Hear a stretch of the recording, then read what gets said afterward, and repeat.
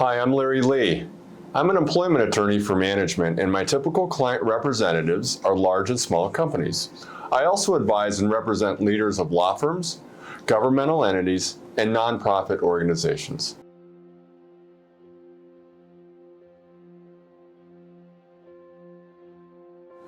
What are the hot employment topics for employers in 2022? Well, let me tell you.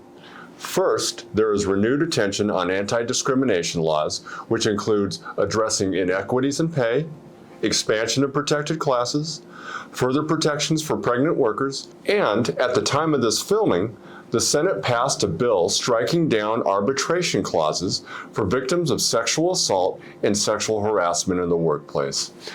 Also, employers need to be aware of the various state-mandated paid sick leave and job protection laws that have been passed across the United States. This includes time off for treatment, counseling, and in some cases, legal services for victims of domestic violence. And of course, with the continuing COVID-19 pandemic, a small minority of states are looking to bypass the U.S. Supreme Court's decision to strike down vaccine mandates by requiring vaccinations as a condition of employment before an employee can seek a medical or religious exemption from its employer.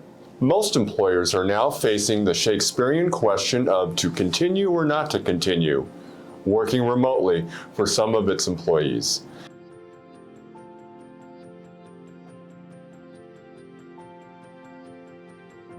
In a recent survey, close to 3/4 of the questioned workers opined that having a remote option to work would make them less likely to resign or leave a company.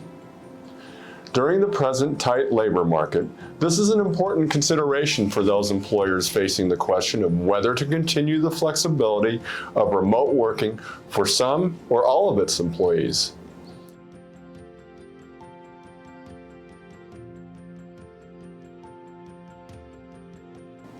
Let me give you some takeaways. Be mindful of recent and upcoming changes in labor laws as they apply to protections of your employees in an expanding, labor-friendly legislative environment. Also, stay in front of best ways to address COVID-19 in the workplace as your local and state laws change with the times.